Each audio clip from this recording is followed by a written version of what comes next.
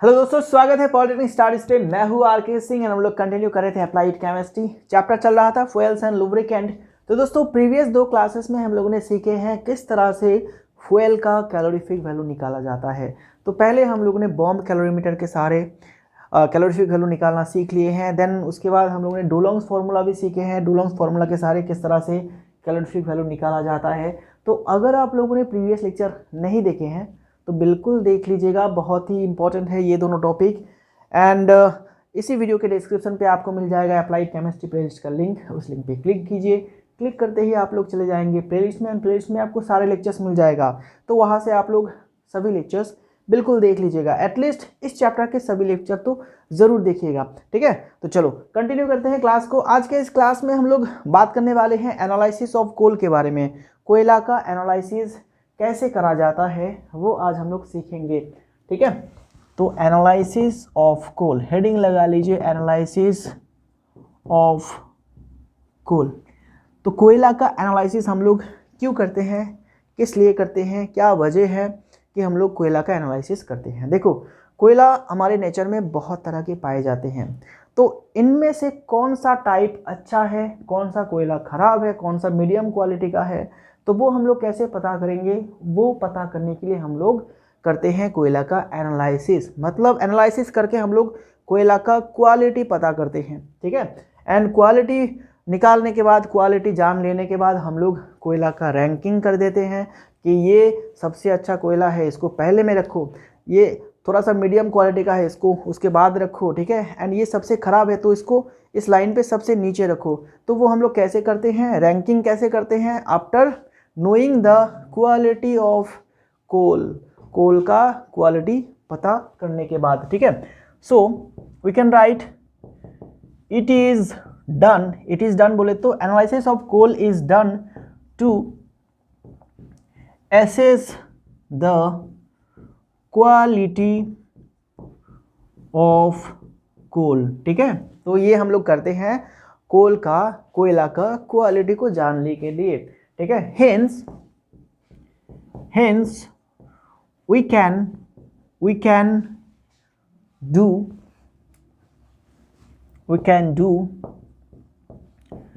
ranking of coal, ठीक है, ranking of coal. तो कोयला का क्वालिटी पता करने के बाद हम लोग इसका रैंकिंग करते हैं, ठीक है। एंड ये जो एनालिसिस है दोस्तों, एनालिसिस 3 तरह का एनालिसिस किया जाता है। एक तो आपका प्रॉक्सिमेट एनालिसिस, दूसरा है अल्टीमेट एनालिसिस, एंड तीसरा है determination of calorific value. Okay, so analysis of coal is done in the following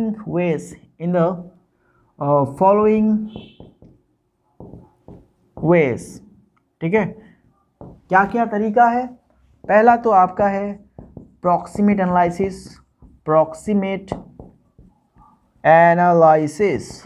okay. दूसरा है आपका अल्टीमेट एनालिसिस, ठीक है। एंड तीसरा जो कि हम लोग ऑलरेडी सीख चुके हैं, that is the determination of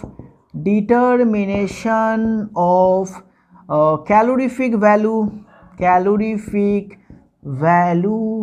of the coal, ठीक है।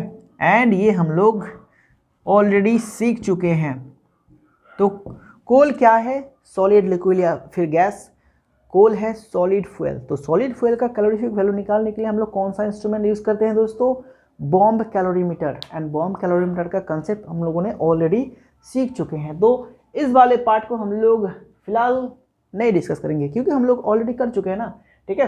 तो हम लोग बात करेंगे प्रॉक्सिमेट एनालिसिस के बारे में एंड अल्टीमेट एनालिसिस के बारे में। तो जो प्रॉक्सिमेट एनालिसिस है, यहाँ पे हम लोग क्या क्या निकालते हैं, क्या क्या इससे जान सकते हैं बोलो। इससे हम लोग जानते हैं कि आपका जो कोयले में कितना मॉइस्चर प्रेजेंट है, कितना मॉइस्चर है, मॉइस्चर बोले तो पानी, कोयले में कितना पानी प्रेजेंट है वो हम लोग इस एनालिसिस से निकाल सकते हैं, ठीक है। एंड उसके साथ साथ हम लोग वोलाटाइल मैटर कंटेंट भी निकाल सकते हैं। मतलब कोयला में कितना सारा वोलाटाइल मैटर है। वोलाटाइल मैटर बोले तो जो कि थोड़ा सा हीट देने से गैस में कन्वर्ट हो जाते हैं, ठीक है। तो उस तरह के मैटर कितना प्रेजेंट है वो हम लोग निकाल सकते हैं। एंड उसके साथ साथ एस कंटेंट, एस बोले तो ASH, वो है क्या आपका राख। लकड़ी जलने के बाद क्या हो जाता है, वो राख में कन्वर्ट हो जाते हैं। तो कोयला जलने के बाद जो राख में कन्वर्ट होगा तो वो कितना प्रेजेंट है, ठीक है, वो भी हम लोग निकाल सकते हैं अप्रॉक्सीमेट एनालिसिस से। एंड एक और बहुत ही important, that is fixed carbon content, कितना कार्बन इस कोयला में प्रेजेंट है वो हम लोग निकाल सकते हैं, ठीक है। तो ये चारों चीज़ें हम लोग अप्रॉक्सीमेट एनालिसिस से निकालते हैं, ओके। एंड अल्टीमेट एनालिसिस में हम लोग क्या करते हैं, अल्टीमेट एनालिसिस में हम लोग कोयला का कंपोजिशन निकालते हैं, मतलब कोयले में कौन कौन सा एलिमेंट प्रेजेंट है, जैसे कि carbon, oxygen, nitrogen, hydrogen, then sulphur, कितना कितना परसेंटेज में ये आपका प्रेजेंट है कोयले में, ठीक है, वो हम लोग निकालते हैं अल्टीमेट एनालिसिस से। जब हम लोग कोयला को किसी भी इम्पॉर्टेंट काम के लिए यूज़ करेंगे या फिर इंडस्ट्रियल पर्पस में यूज़ करेंगे तो हमें कोयला का कंपोजिशन जानना होता है कि कोयला में कौन सा एलिमेंट प्रेजेंट है, तभी जाके हम लोग कोयला को यूज़ करते हैं। बेटर क्वालिटी का हम लोग कोयला यूज़ करते हैं इंडस्ट्री में, ठीक है। एरा गैरा कोयला को नहीं यूज़ करेंगे, ख़राब कोयला को हम लोग यूज़ नहीं करेंगे, क्योंकि ख़राब कोयला में क्या रहेगा, बहुत सारी इम्प्योरिटीज़ रहेगा जो कि अननेसेसरी कुछ सब्सटेंस डेवलप करेगा, जिसके वजह से क्या होगा, पोल्यूशन होगा। तो वो हम लोग ऐसा नहीं चाहते हैं, दैट इज़ वाई हम लोगों को कंपोजिशन निकालना होता है, तभी जाके हम लोग इंडस्ट्री में यूज़ करते हैं। तो उसके लिए हमें करना है ultimate analysis and determination of calorific value से हमें पता चलता है कैलोरीफिक वैल्यू के बारे में। मतलब अगर हम लोग यूनिट वेट कोयला को जलाएंगे, किसी भी अमाउंट ऑफ कोयला को जलाएंगे तो उससे कितना हीट हमें मिलेगा वो हम लोग पता कर सकते हैं, ये तीसरा एनालिसिस से, ठीक है दोस्तों, समझ में आ गया है, ओके। तो स्टार्ट करते हैं बिल्कुल प्रॉक्सिमेट एनालिसिस से, इसको पूरा हम लोग आज कंप्लीट करेंगे इसी क्लास में। एंड अल्टीमेट एनालिसिस जो है दोस्तों वो थोड़ा सा लंबा है, ठीक है, लेकिन आज कोशिश करेंगे कि इसमें से एक या फिर दो पार्ट को हम लोग ख़त्म कर दें, क्योंकि देखो सबसे पहले हमें निकालना है carbon content, hydrogen content, then nitrogen, sulphur, oxygen, ये सारे हमें निकालना है, ठीक है। तो आज जितना हो सकेगा वो हम लोग करेंगे, ओके। एंड इसको तो हम लोगों ने ऑलरेडी कंप्लीट कर रखे हैं, तो इसको डिस्कस नहीं करेंगे, ठीक है। चलो तो स्टार्ट करते हैं आज का पहला topic, that is proximate analysis, okay. तो पहले प्रॉक्सिमेट एनालिसिस के बारे में दो तीन बातें लिख लीजिए, हेडिंग डालिए प्रॉक्सिमेट एनालिसिस, ओके। उसके बाद हम लोग कुछ बातें लिखेंगे। तो प्रॉक्सिमेट एनालिसिस क्या है दोस्तों, determination of moisture content, it is the determination of moisture content, ठीक है। देन उसके बाद volatile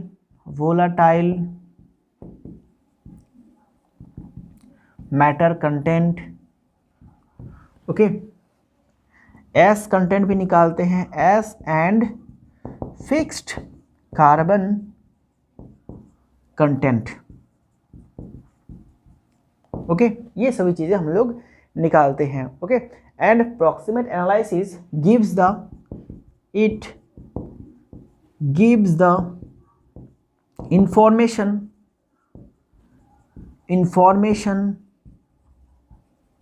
about the practical utility of coal, about the practical utility of coal, ठीक है। तो इस एनालिसिस को करने के बाद हम लोग प्रैक्टिकली निकालते हैं इसका प्रैक्टिकल यूटिलिटी बोले तो क्या दोस्तों, प्रैक्टिकली जब हम लोग किसी भी कोयला का क्वालिटी पता करेंगे, ओके, प्रैक्टिकली जब हम लोग यूज़ करेंगे तो हम लोग लेबोरेटरी में तो नहीं जाएंगे, हम लोग ये सभी जो एनालिसिस है ये सभी करके हम लोग पता कर सकते हैं, हाँ ये लगभग अच्छा कोयला है। मतलब यहाँ पे हम लोग को रफ कंसेप्ट मिलता है, एक अप्रोक्सीमेट कंसेप्ट मिलता है कि हाँ ये आपका अच्छा हो सकता है, ठीक है। तो ये है आपका प्रैक्टिकल यूटिलिटी, ठीक है। अगर इंडस्ट्रियल यूटिलिटी होगा तो मतलब बहुत ही हैवी काम के लिए हम लोग उसको यूज़ करेंगे जब इंडस्ट्री में, तब हम लोग अल्टीमेट एनालिसिस करते हैं, ठीक है। चलो तो ये दो बातें आप लोगों ने अगर लिख ली हैं तो इसको मैं पूरा इरेज कर देता हूँ। अभी हम लोग चले जाएंगे क्या, मॉइस्चर कंटेंट पे, मॉइस्चर कंटेंट कैसे निकाला जाता है, देन उसके बाद धीरे धीरे हम लोग ये चारों को डिस्कस करेंगे, ठीक है।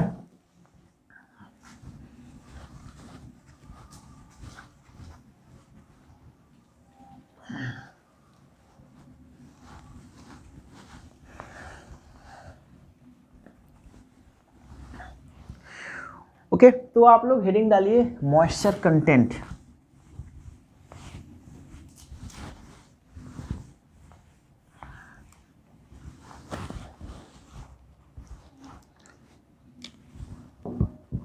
पहला तो हम लोग लिखेंगे मॉइस्चर कंटेंट, ठीक है। अब मॉइस्चर कंटेंट का क्या मतलब है कि कोयले में कितना मॉइस्चर प्रेजेंट है, ठीक है। जो कोयला हम लोग एनालिसिस कर रहे हैं जिस कोयला का, उसमें कितना मॉइस्चर प्रेजेंट है, मॉइस्चर बोले तो पानी, ठीक है। जो हम लोग नेचुरली जो कोयला हमें मिलता है उसमें जितना भी आप लोग उसको सुखा लीजिए उसमें थोड़ा ना थोड़ा पानी प्रेजेंट रहेगा। तो कितना प्रेजेंट रहेगा वो हम लोग कैसे पता करेंगे, प्रॉक्सिमेट एनालिसिस करके, जब हम लोग मॉइस्चर कंटेंट निकालेंगे उसका। तो कैसे करा जाता है, देखो सबसे पहले मैं आपको रफ कंसेप्ट बता देता हूँ। देखो हमें एक सैंपल लेना है, ठीक है, एक कोयला का सैंपल लेना है 1 ग्राम, 1 ग्राम, ओके। तो 1 ग्राम कोयला लेने के बाद इसको हम लोग हवा में थोड़ा सा सुखा देंगे, जितना हो सके हवा में थोड़ा सा इसको सुखाएंगे। सुखाने के बाद क्या होगा, इसको हमें क्रश करना है, क्रश बोले तो इसको पीसना है, बिल्कुल पाउडर बना देना है, ठीक है।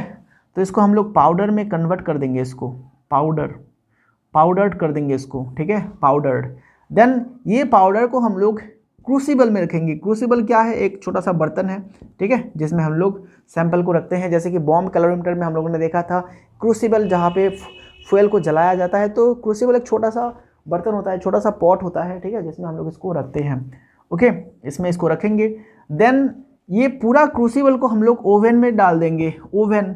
एंड ये जो ओवन बात कर रहा हूँ ये आपका गैस स्टोव नहीं है जो कि घर में हम लोग खाना पकाते हैं, वो वाला ओवन नहीं है, ठीक है। ये लेबोरेटरी का ओवन होता है जहाँ पे हम लोग, इसके अंदर बहुत सारी जगह होता है, ठीक है।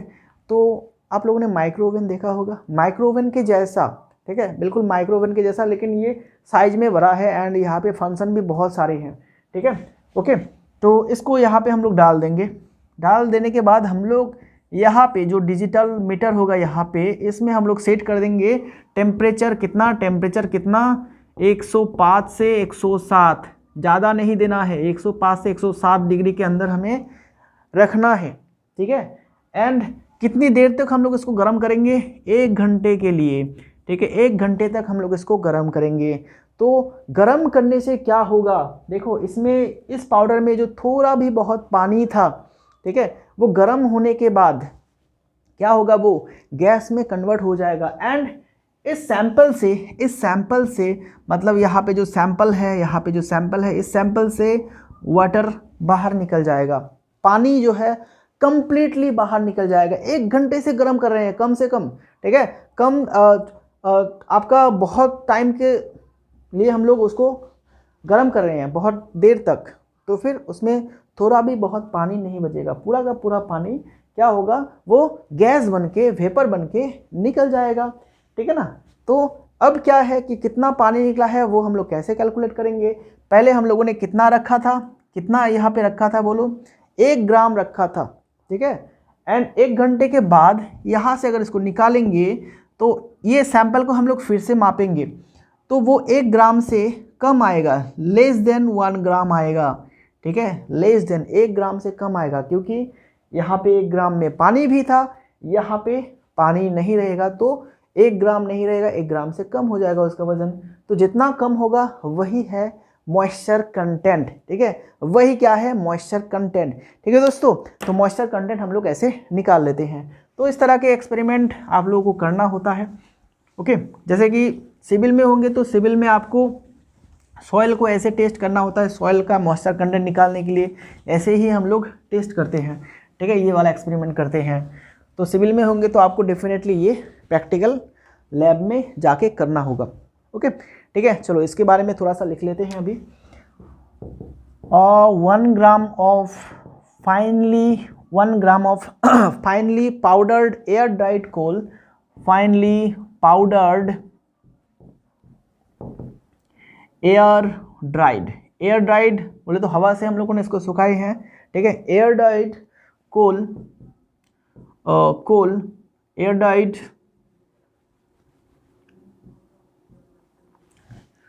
1 gram of finely powdered air dried coal in a crucible is heated in a crucible is heated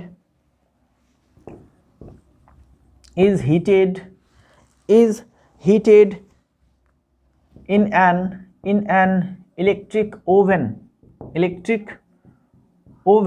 at a temperature of 105 degree से 160 डिग्री सेंटीग्रेड फॉर 1 आवर, ठीक है। The loss in weight is the moisture content. It is represented in percentage, ठीक है। तो इसको हम लोग represent करते हैं परसेंटेज में। तो परसेंटेज मॉइस्चर कंटेंट क्या रहेगा, परसेंटेज मॉइस्चर कंटेंट वो क्या होगा, लॉस इन वेट अपन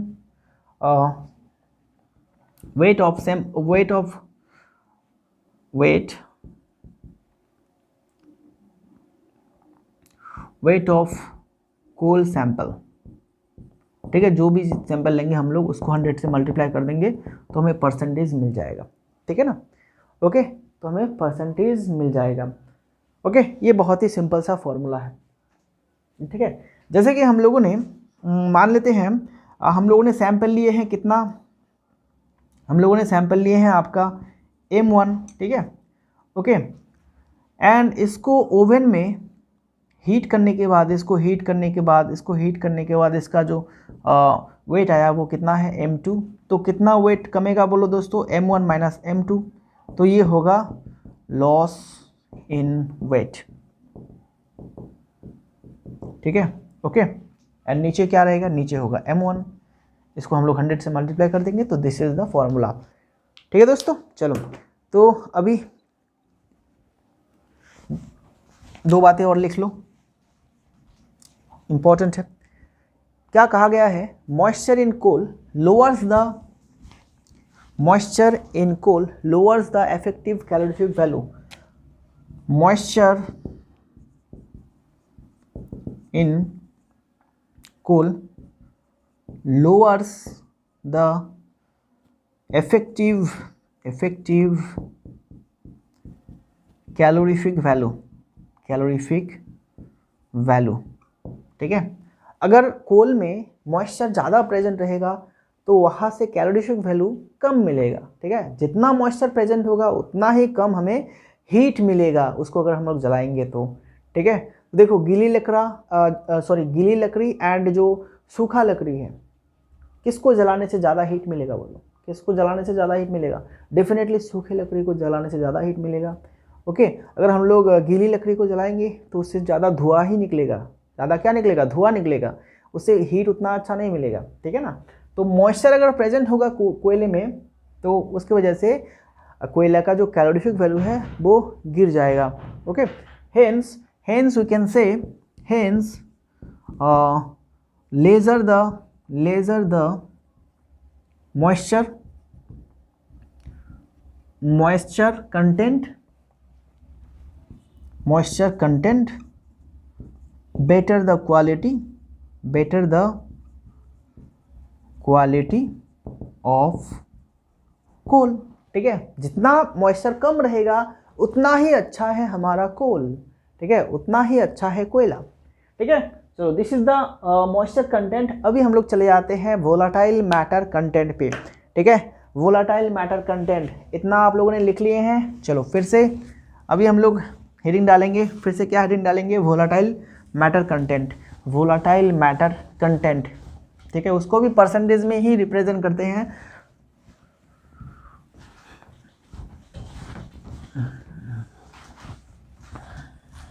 लिखने की चीज़ें बहुत है इसलिए थोड़ा सा लेट हो रहा है।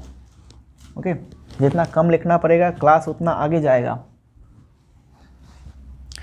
लेकिन अगर ना लिखता हूँ तो फिर आप लोगों को तकलीफ हो जाएगा। आप लोग कहेंगे PDF दो सर, नोट्स दो सर, ऐसा ऐसा ऐसा ऐसा।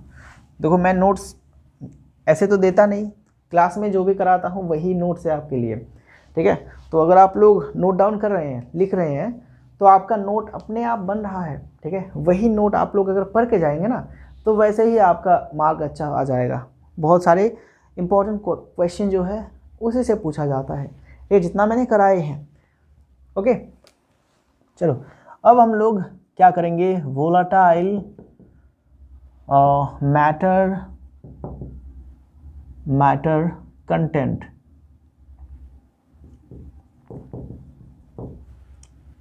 वोलाटाइल मैटर कंटेंट, तो वोलाटाइल मैटर क्या होता है दोस्तों?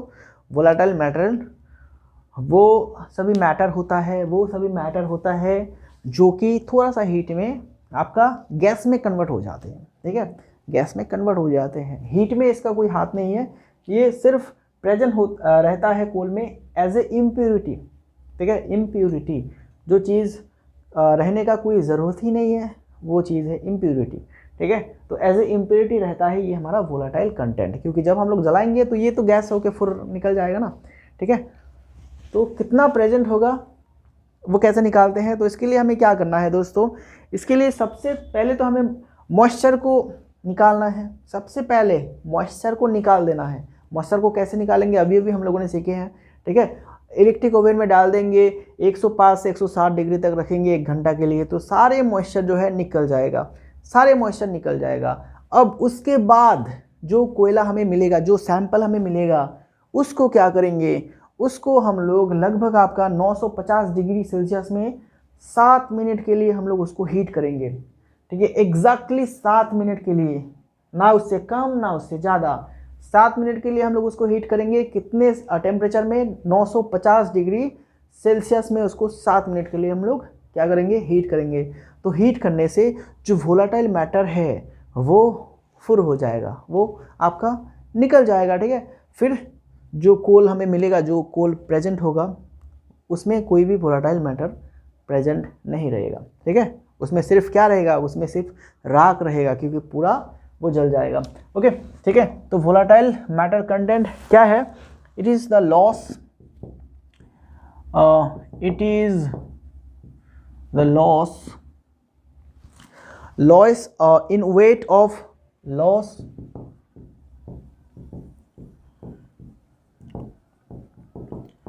moisture free coal. It is the loss in weight of moisture free coal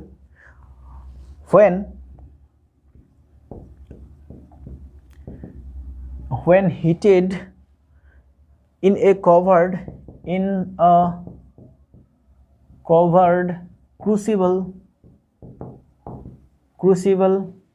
when heated in a covered crucible in a muffle furnace, ठीक है। ये इलेक्ट्रिक ओवन में नहीं होगा, मफल फर्नेस में इसको हम लोग क्या करेंगे, 950 डिग्री सेल्सियस में एग्जैक्टली 7 मिनट के लिए हीट करेंगे, ठीक है। At 950 degree Celsius for exactly, ठीक है। इस बात को मत भूलिएगा, एग्जैक्टली कहा गया है, मतलब ठीक 7 मिनट के लिए हमें क्या करना है, इसको हीट करना है। कितने डिग्री सेल्सियस में? 950 डिग्री सेल्सियस में, फॉर एग्जैक्टली 7 मिनट्स। ओके, ठीक है, 7 मिनट्स। ओके, तो यहाँ से हम लोग क्या कर सकते हैं, परसेंटेज वोलेटाइल मैटर क्या होगा, ऊपर क्या रहेगा, loss in weight, loss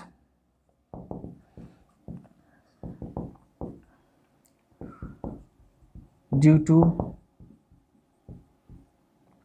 removal of volatile matter. अपन में क्या लिखेंगे, वेट ऑफ कोल टेकन, ठीक है, जितना कोल हम लोगों ने लिए हैं, weight of coal taken, weight of coal taken into 100 कर देंगे, क्योंकि परसेंटेज में निकाल रहे हैं, ठीक है, इंटू 100 कर देंगे, बस ये है formula, this is the formula, ठीक है, ओके। अब देखो हम लोग जो कोयला लेंगे उसमें ये जो वोलाटाइल मैटर है, ठीक है, ये जो वोलाटाइल मैटर है जो प्रेजेंट रहता है, ये अनडिजायरेबल है। हम लोग ऐसा नहीं चाहते हैं कोई भी वोलाटाइल मैटर आपका प्रेजेंट हो कोयले में, ठीक है, ये अनडिजायरेबल है। एंड जब हम लोग एक कोयला को जलाएंगे जिसमें कि बहुत सारा वोलाटाइल मैटर प्रेजेंट है, ऐसा एक कोयले को हम लोग जलाएंगे जिसमें ये वाला बहुत ज़्यादा प्रेजेंट है, तो क्या होगा, वो बहुत ही लंबा फ्लेम में जलेगा। लंबा फ्लेम बोले तो जैसे कि देखो अगर नॉर्मल प्योर कोयले को हम लोग जलाते हैं तो उसका जो फ्लेम रहेगा, मान लेते हैं इतना फ्लेम उठा है, ठीक है, अगर ये वाला मैटर ज़्यादा प्रेजेंट रहेगा तो यही फ्लेम क्या होगा, यही फ्लेम बहुत हाई तक जाएगा, ठीक है, बहुत ही ऐसे हाई तक जाएगा, क्योंकि ये जो वोलाटाइल मैटर है दोस्तों, जब ये जलेगा तो ये ऊपर उठ जाएगा गैस बन के, एंड ये ऊपर ये यहाँ पे इस फ्लेम को ऊपर ले जाएगा, ठीक है, ऊपर ले जाएगा, ओके। तो हम लोग ऐसा नहीं चाहते कि ज़्यादा वोलाटाइल मैटर प्रेजेंट हो कोयले में, क्योंकि इसके वजह से हमें हीट का थोड़ा सा लॉस होगा, ठीक है, जो हीट होगा वो थोड़ा सा लॉस होगा, क्योंकि फ्लेम जो है वो कंट्रोल में नहीं रहेगा, फ्लेम जो है वो बहुत ही ऊपर बहुत ही बिखरा हुआ रहेगा, दैट इज़ वाई हम लोग हीट को प्रॉपरली यूज़ नहीं कर पाएंगे, ठीक है, ओके। चलो ये हो गया हमारा। एंड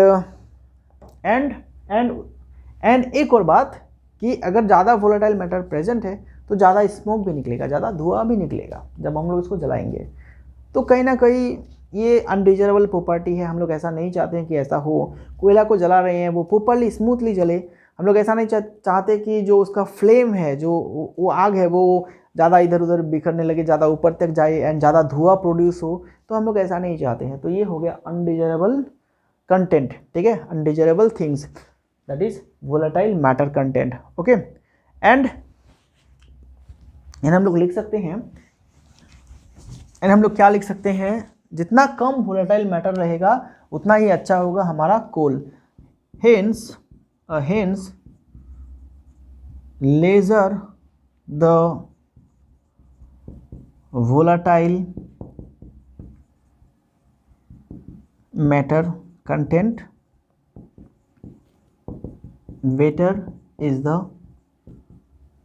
coal, ठीक है, better is the coal, जितना कम रहेगा वोलेटाइल मैटर उतना ही अच्छा होगा हमारा कोयला, ठीक है। चलो अब उसके बाद हम लोग बात करेंगे एस कंटेंट पे, ठीक है, राख का कंटेंट कैसे निकालते हैं।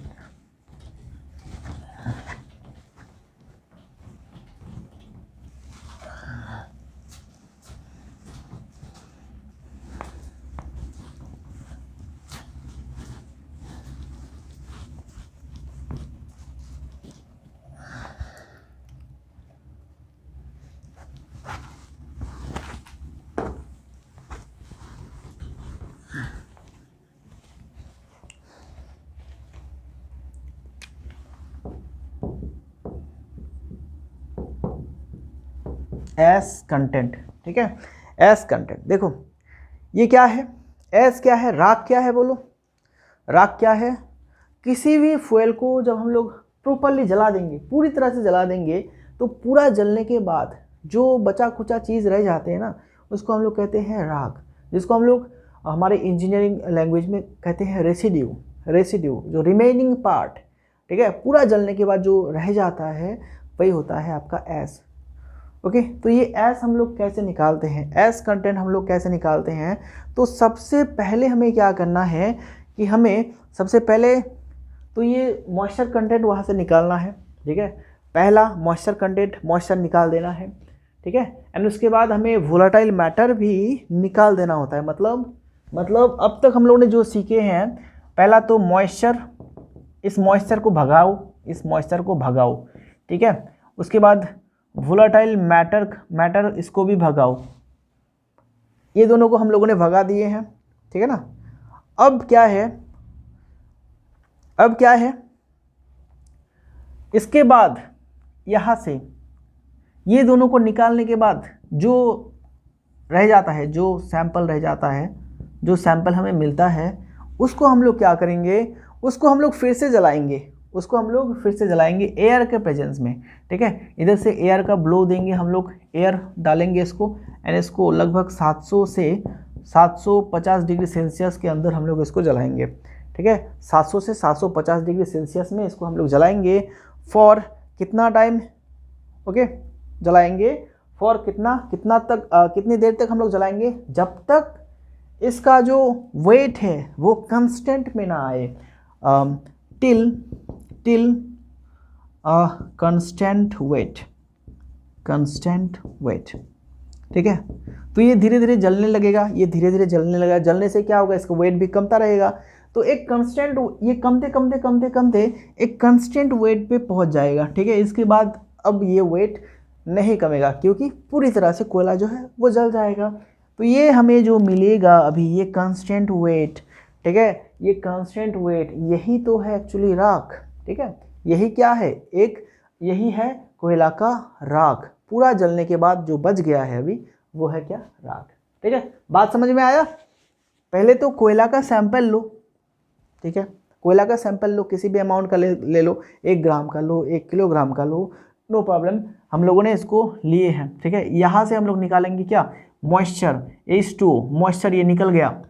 ठीक है, मॉइस्चर निकालने के लिए क्या करना होता है, इसको 105 से 107 डिग्री तक हमें फॉर 1 आवर हमें करना है इसको गर्म। ठीक है, तो ये मॉइस्चर निकल गया।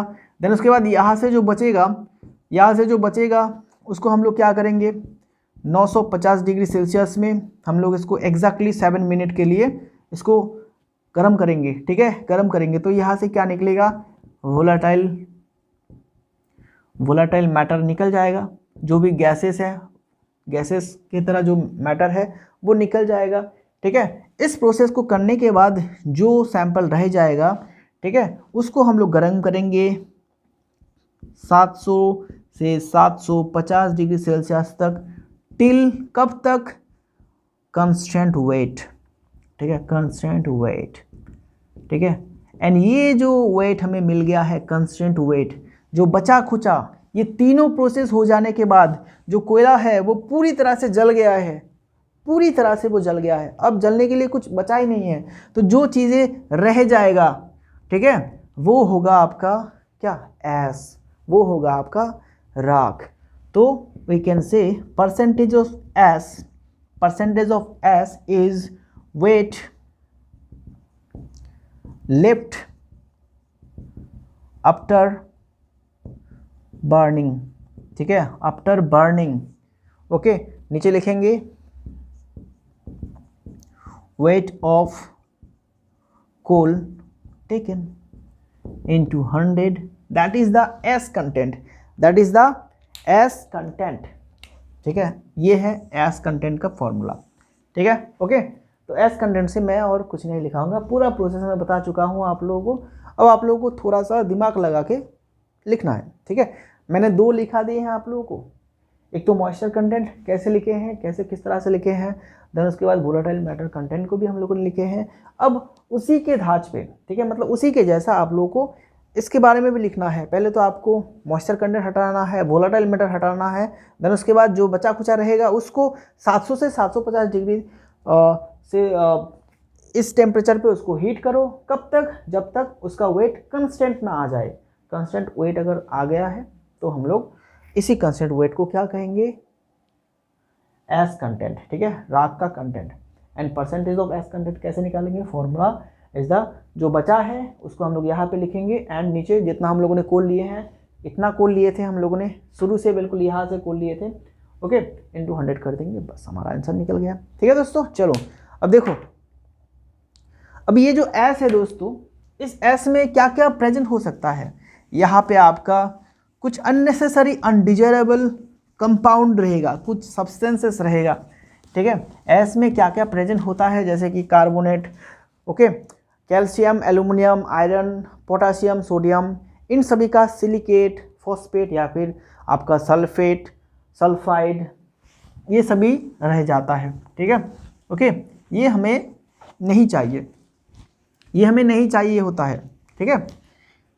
इसको हम लोग नहीं चाहते हैं कि ये सब प्रेजेंट हो, लेकिन एक्चुअल में प्रेजेंट रहता है, इसीलिए राख रह जाता है, राख रह जाता है।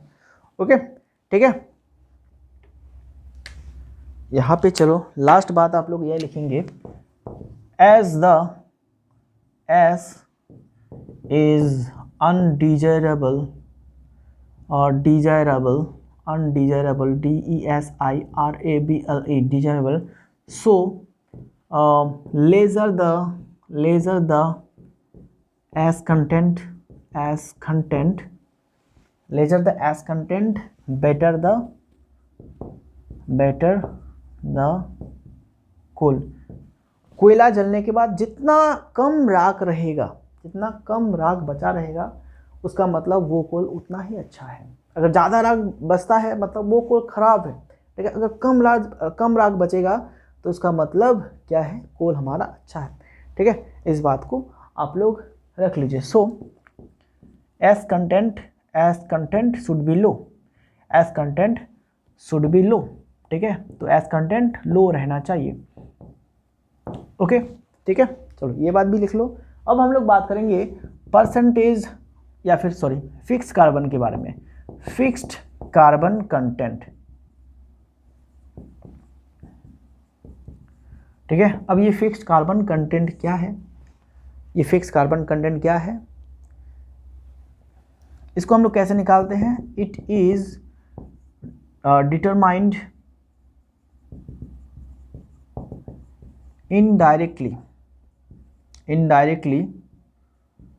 indirectly by subtracting by या फिर deducting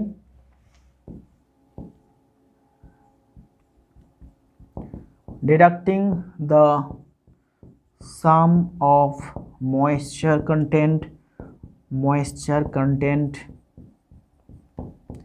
comma moisture content comma क्या है, हम लोगों ने क्या निकाला है, volatile matter content,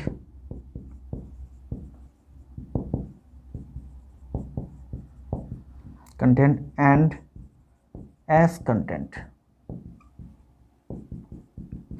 from 100। Okay, from 100। तो इसका मतलब क्या है, इसका मतलब क्या है, देखो पूरा कोल को हम लोग मान लेते हैं दिस इज़ द 100%, सारी चीज़ें मिलके 100% हुए। सारी चीज़ें बोले तो क्या, मॉइस्चर, देन उसके बाद volatile matter and S and carbon, ये चारों मिलके 100% हुआ है, कोल में 100% हुआ है।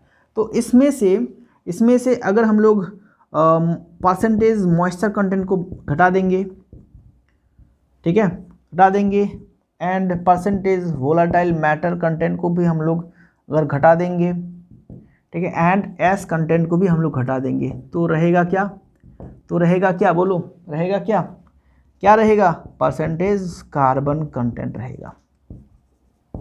ओके, तो ये तीनों निकल जाने के बाद कोयला में बाकी बचा कुचा क्या है, बाकी 100% में बचा कुचा क्या है, कार्बन, बाकी कार्बन रहेगा, ठीक है ना।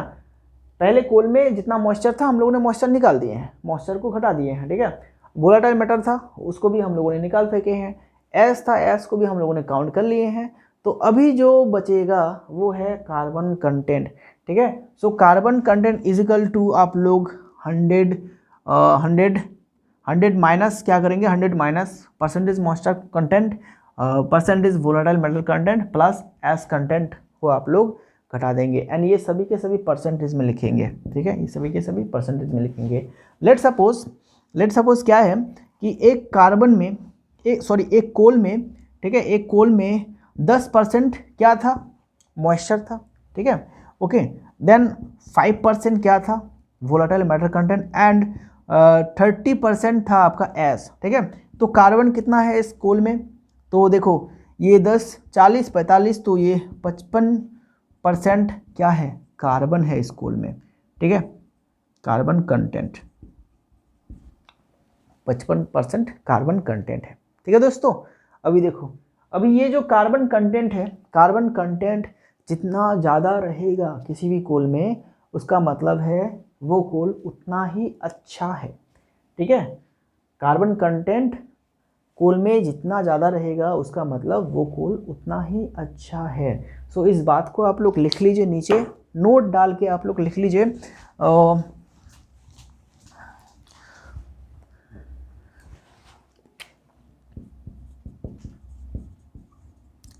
higher the percentage of carbon content,